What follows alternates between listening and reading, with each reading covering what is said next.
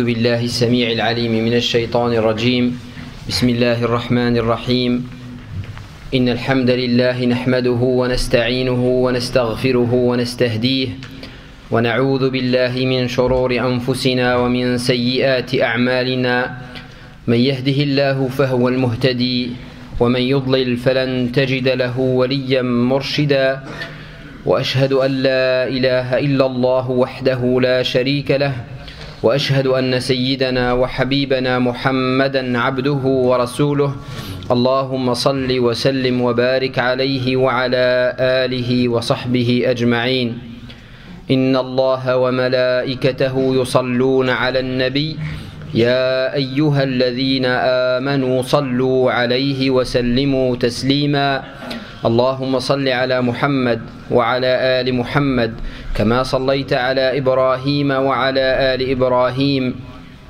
وبارك على محمد وعلى آل محمد كما باركت على إبراهيم وعلى آل إبراهيم في العالمين إنك حميد مجيد أما بعد السلام عليكم ورحمة الله وبركاته. Les musulmans sont tous frères. Allah subhanahu wa ta'ala le confirme dans le Coran. La fraternité de la foi, la fraternité de l'islam dépasse toute autre fraternité. Elle est la plus solide et celle qui nécessite le plus de droits. Le prophète sallallahu alayhi wa sallam, quand il parle des musulmans, vous connaissez tous les hadiths, il parle des musulmans, il les compare à un seul corps qui est composé de plusieurs membres. Et quand un membre de ce corps-là souffre, tout le corps réagit par la souffrance, par la fièvre. Et c'est comme ça que doivent être les musulmans les uns envers les autres. L'exemple du prophète sallallahu alayhi wa sallam aussi, quand il compare les musulmans à un édifice construit de briques. Chaque musulman est une brique. Et donc la brique soutient l'autre brique. Donc ils se soutiennent. Les briques se soutiennent. Et c'est comme ça que le musulman doit soutenir son frère. Donc nous sommes tous des frères. Et Allah subhanahu wa ta'ala nous avertit de ne pas se séparer, de ne pas se haïr. Et Allah subhanahu wa ta'ala nous dit dans Surat Al-Anfal par exemple, et obéissez à Allah et à son messager et ne vous disputez pas. Il ne faut pas se disputer et ne vous disputez pas. Sinon, si on tombe dans la discorde, la division, la dispute, la haine entre les musulmans, Allah nous dit sinon vous fléchirez et perdrez votre force. Vous fléchirez et vous perdrez votre force. C'est toujours comme ça. Quand on est en dispute, quand on est en animosité, le groupe devient un ensemble d'individus qui se détestent et la force disparaît complètement. Et Allah subhanahu wa ta'ala veut que les gens du bien, les gens de l'islam, les gens qui suivent la religion de la vérité soient ensemble, soudés pour bien propager et témoigner de cette religion. Le prophète sallallahu alayhi wa sallam nous mit en garde contre la division et il nous appelle à agir. Comment le musulman doit agir? C'est en réconciliant entre les autres musulmans. La réconciliation est un devoir de chaque musulman. Regardez ce que le prophète sallallahu alayhi wa sallam nous dit d'après Abu Darda radiyallahu anhu. Le prophète sallallahu alayhi wa sallam dit: ne vais-je pas vous informer de quelque chose qui soit meilleur que la prière, le jeûne et l'aumône? Le prophète demande à ses compagnons: est-ce que vous voulez que je vous informe de quelque chose qui est meilleur que la prière, le jeûne et l'aumône? Bien sûr, pas les choses obligatoires. Il n'y a rien de meilleur que la prière. Il n'y a rien de meilleur que le jeûne du mois de Ramadan. Il n'y a rien de meilleur que l'aumône obligatoire, la zakat. Ça, c'est les piliers de l'islam. Mais le prophète sallallahu alayhi wa sallam parle ici du travail surérogatoire qu'on fait en plus. Le prophète nous dit, c'est mieux pour vous de faire ce que je vais vous dire que de prier en plus, que de jeûner en plus, ou que de donner la sadaqa en plus. Les compagnons, quand le prophète leur dit, est-ce que vous voulez que je vous informe, disent, oui, on veut bien. Ô prophète de Dieu, informe-nous de ce qui est meilleur même que la prière, le jeûne et l'aumône. Le prophète sallallahu alayhi wa sallam dit, la réconciliation entre les gens. Islahu dhatil bayn. La réconciliation entre les gens est meilleure que la prière surrogatoire, le jeûne surrogatoire et l'aumône surrogatoire. La réconciliation entre les gens. En effet, la rupture des liens, les liens d'amitié, les liens de fraternité, les liens de parenté entre les gens, il dit le prophète sallallahu alayhi wa sallam, la rupture des liens est la raseuse, la dévastatrice. Et il dit dans une autre version de ce hadith, la raseuse, celle qui rase, et elle ne rase pas les cheveux, elle rase la foi, nous dit le prophète sallallahu alayhi wa sallam. Donc ce hadith il est primordial, il est fondamental parce qu'il nous montre qu'il y a des œuvres qui ont plus de valeur auprès d'Allah subhanahu wa ta'ala que même la prière, le jeûne et l'aumône. Et celui qui sort de la mosquée peut-être et il ne fait pas des cycles surérogatoires de la prière dans l'objectif d'aller réconcilier entre un homme et sa femme, entre un homme et son fils, entre un voisin et son voisin, entre deux associés, l'objectif c'est de réconcilier entre eux, que l'amour et la fraternité se rétablissent entre eux, ben c'est beaucoup mieux que de prier, ou que de jeûner, ou que de donner l'aumône, bien sûr facultatif. Voilà ce que le prophète sallallahu alayhi wa sallam nous dit pour classer les choses, pour nous montrer l'importance des choses. Allah subhanahu wa ta'ala nous dit aussi pour nous montrer que réconcilier entre les gens est une très très bonne chose. D'ailleurs, c'est pour ça que le musulman doit parler. Généralement, le musulman doit éviter de s'introduire chez les gens, de parler avec les autres pour ne rien dire. Mais il dit que pour réconcilier entre les gens, c'est une raison valable pour aller parler aux autres. Allah nous dit, il n'y a rien de bon dans la plus grande partie de leur conversation secrète. Rien de bon. Quand tu vois les gens discuter, généralement les gens discutent de rien, de futilité, de larou, rien. Il n'y a pas ni bénéfice, ni dans l'akhira, ni dans le dunya. La majorité des gens, quand ils discutent, c'est pour ne rien dire. C'est ce que Allah subhanahu wa ta'ala nous dit. Il n'y a rien de bon dans la plus grande partie de leur conversation secrète. Sauf, il y a des choses bonnes et que le musulman doit faire. Si l'un d'eux ordonne une charité, ça c'est bien. Une bonne action, ça c'est une bonne chose. Tu parles pour ordonner une charité ou une bonne action. Ou une conciliation entre les gens. C'est ça. Ou une conciliation entre les gens. Voilà trois choses que tu peux parler, tu peux développer pour aller parler avec les gens, pour ordonner la charité, ordonner une bonne action ou réconcilier entre les gens. Et quiconque le fait, cherchant l'agrément d'Allah, à celui-là nous donnerons bientôt une récompense énorme. Voilà ce que Allah subhanahu wa ta'ala nous dit. Il n'y a rien de bon dans la plus grande partie de leur conversation secrète, sauf si l'un d'eux ordonne une charité, une bonne action ou une conciliation entre les gens, et quiconque le fait cherchant l'agrément d'Allah, à celui-là nous donnerons bientôt une récompense énorme. Voilà ce que Allah subhanahu wa ta'ala nous dit pour nous inciter à aller réconcilier entre les gens. Allah nous dit encore dans un verset très très important dans Surat al-Hujurat, et si deux groupes de croyants se combattent, ça peut arriver. Même les compagnons du prophète sallallahu alayhi wa sallam n'étaient pas d'accord sur certains points et ils se sont même combattus pour nous montrer que nous musulmans, oui, Shaitan peut rentrer entre nous pour semer le désordre, semer le désaccord et la haine dans les cœurs, et ça arrive même que certains musulmans se combattent? Quel est le rôle des autres musulmans, de la majorité?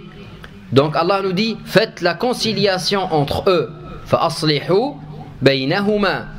Et si deux groupes de croyants se combattent, faites la conciliation entre eux.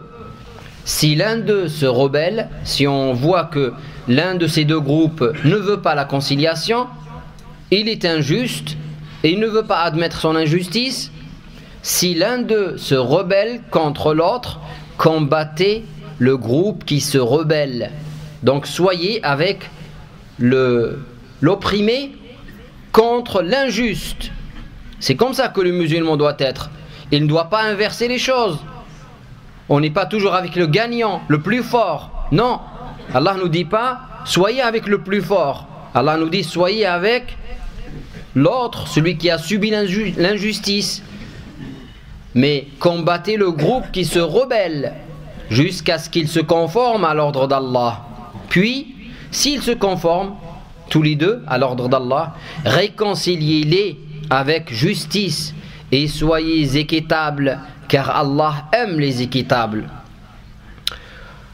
Soyez équitables parce que Allah aime les équitables. Soyez justes dans votre jugement.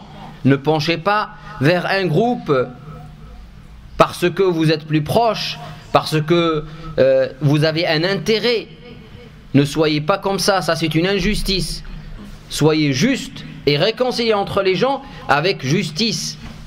Les croyants ne sont que des frères, nous dit le Coran. Innamal mu'minuna ikhwah. Établissez la concorde entre vos frères et craignez Allah afin qu'on vous fasse miséricorde. Afin qu'Allah vous fasse miséricorde. Donc rétablissez la concorde entre les musulmans. Voilà un rôle très important. Un rôle que ne prend que les vrais musulmans. Ceux qui pensent à l'avenir de l'islam et à la concorde entre les musulmans.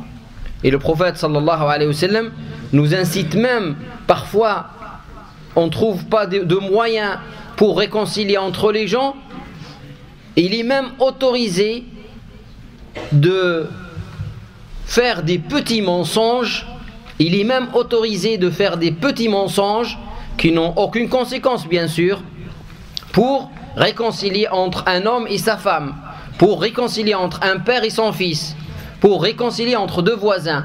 Même les petits mensonges ne sont pas interdits, tout en sachant que le prophète sallallahu alayhi wa sallam interdit formellement le mensonge. Mais si tu n'as pas un autre moyen, tu ne trouves aucun moyen que de fabriquer une histoire qui n'est peut-être pas vraie à 100%, exagérer une situation dans l'objectif de réconcilier entre les gens, ben tu peux le faire. Et le prophète sallallahu alayhi wa sallam te donne cette autorisation. Le prophète sallallahu alayhi wa sallam le dit dans un hadith: le menteur n'est pas celui qui tient de bons propos qui sont peut-être inexacts afin de réconcilier les gens. Et ce hadith est dans le Bukhari. Le menteur n'est pas celui qui tient de bons propos inexacts afin de réconcilier les gens. C'est peut-être ton petite histoire, tu exagères cette histoire dans l'objectif de dire ah ben j'ai entendu le frère dire des bonnes choses de toi alors que tu n'as pas forcément entendu, ou je suis certain que ce frère ne veut que le bien alors peut-être tu sais le contraire. Donc tu essayes parce que ton objectif c'est de réconcilier entre les gens. Même le prophète sallallahu alayhi wa sallam nous donne cette autorisation. Allah subhanahu wa ta'ala nous dit: craignez Allah, maintenez la concorde entre vous. Dans le premier verset de Surat Al-Anfal, Allah nous dit: craignez Allah et maintenez la concorde entre vous. C'est-à-dire que si vous voulez être vraiment des pieux, maintenez la concorde entre vous. Chacun doit donc craindre Allah et maintenir la concorde entre les musulmans, en commençant par lui-même, en commençant par soi-même. Il se dit chacun de nous: mon entourage, les gens les plus proches de moi, est-ce que j'ai de la haine? Est-ce que j'ai de l'animosité envers eux? Est-ce qu'ils me détestent? Est-ce que je les déteste? Est-ce qu'on ne se comprend pas? On n'est pas en accord? Pourquoi?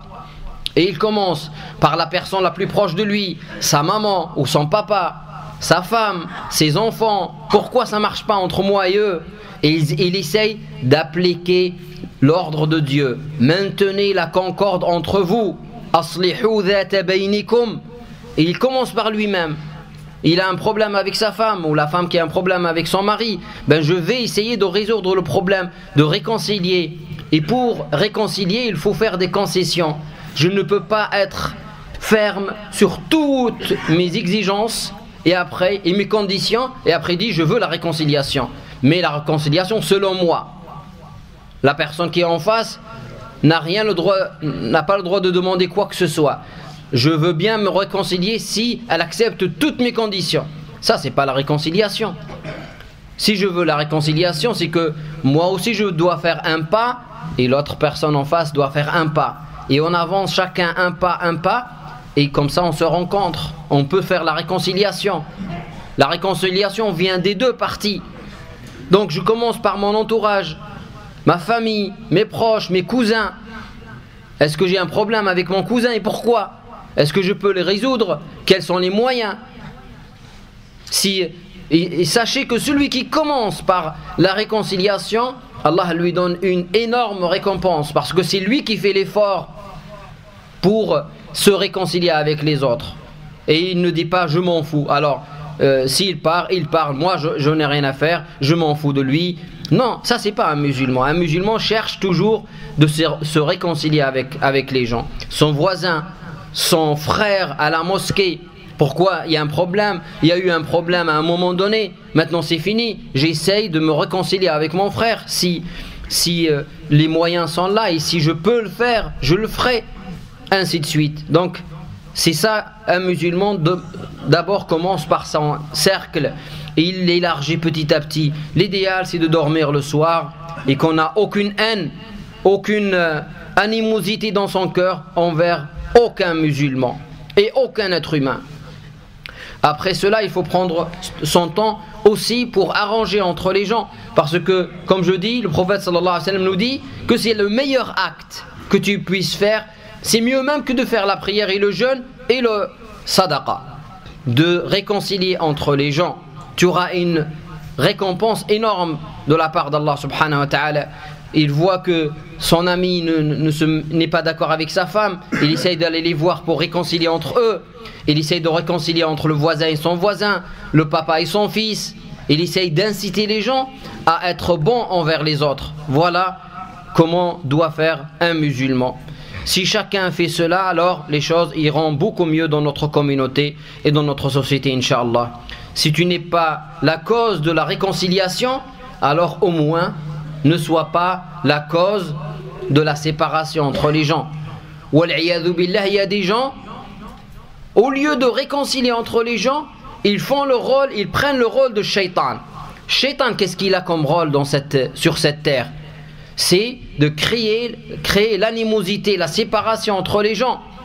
Et c'est pour ça qu'Allah subhanahu wa ta'ala nous dit, et il dit à mes serviteurs d'exprimer les meilleures paroles, car le diable sème la discorde parmi eux.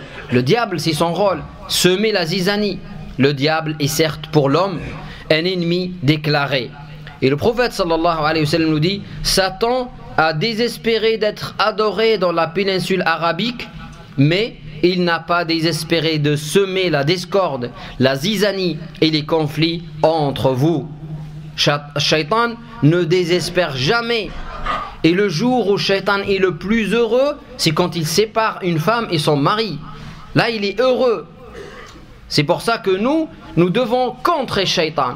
Si Shaitan veut séparer les gens, ben moi, Abdur Rahman, moi je suis le serviteur de Rahman, je dois essayer d'unir les gens, d'enlever l'animosité, la haine qui s'installe dans les cœurs, contrairement à ce que veut Shaitan. Ne soyez pas des soldats de Shaitan, soyez plutôt des soldats de Rahman.